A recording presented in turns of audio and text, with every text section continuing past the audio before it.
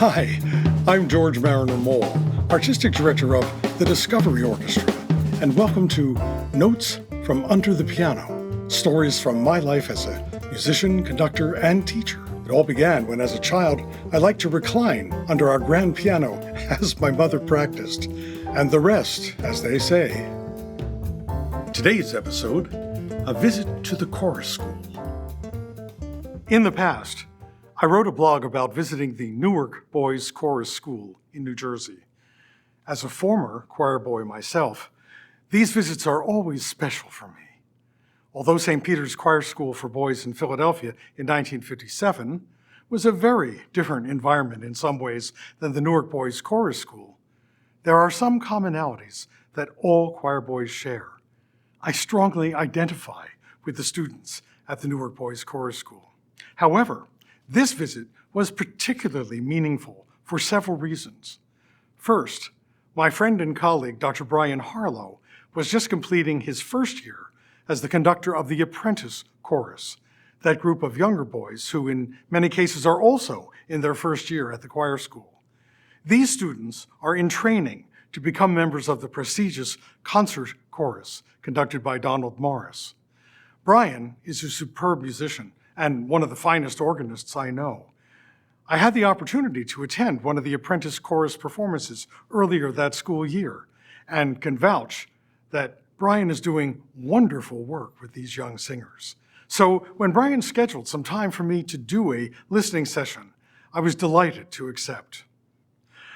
A roasting hot room in June without air conditioning added an extra dimension to the process. The music I'd selected was the overture to Handel's Music for the Royal Fireworks. After introductions, we listened to the overture once straight through without any explanation. The overture is about 8 minutes in duration, a long listen by 9, 10, and 11-year-old standards. It's even a long listen for some adults. From my many years teaching music listening to young students, that initial listen went predictably. Some students tapped the beat. Others conducted along. Some air-played various instruments. By the end, with the help of the heat, some heads were even down on desks. Then, referring to the listening guide I had provided, which contains numbered musical events, we began to explore various facets of the music. We loudly chanted the double-dotted rhythm that permeates the introduction. And because these students are trained performers, I wrote this rhythm in musical notation on the erasable music staff in the front of the room. We were able to discuss how the rhythm is constructed and why it works the way it does. We also looked at Handel's use of silence, musical rests, and how composers use them in the same way we incorporate silence into speech for expressive purposes.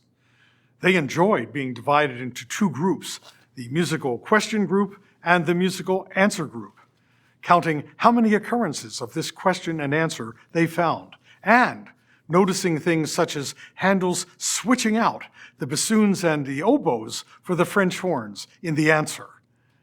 They especially liked Handel's dynamic change to suddenly loud after a quiet moment. One student commented that he found that dynamic change jarring each time we listened to it. Give Handel some extra credit here. And everyone loved Handel's effective surprise of seeming to end the piece, but instead going immediately to the B section. So many wonderful details to notice. And finally, it was time to listen to the entire 8-minute movement straight through again, for the second time. This time, the students followed the prepared listening guide as I wrote the corresponding numbers on the board. The members of the Apprentice Chorus were transfixed. One could have heard a pin drop. And when the overture concluded, they burst into applause, something that had not happened on the first listening. I asked, by a show of hands, how many of you think the music sounded different the second time? Every hand went up, and I asked immediately, why? How was it different? And their enthusiastic answers? My personal favorite, It was much shorter this time. And when I asked why that was, another student immediately offered, "We noticed more. We understood the music. It was fun." Once again, it was demonstrated that even music students who are being trained to be performers may have much to gain personally from learning to listen to music in this manner, from an aesthetic as opposed to a performance viewpoint. What a joy to share such moments of discovery with them. Notes from Under the Piano with George Mariner Mole is produced by Midnight Media Group, Incorporated, and the Discovery Orchestra. The theme music, Rocky Mountain Samba, is by Dan Creasy. Lead sponsors for this series are Judy Musicant and Hugh Clark and the Kozlowski Family Foundation. Major sponsors are David and Ellen Williams. A podcast version of this episode is available on your favorite platform, including Apple Podcasts, Spotify, TuneIn, and many more. For more information, visit discoveryorchestra.org.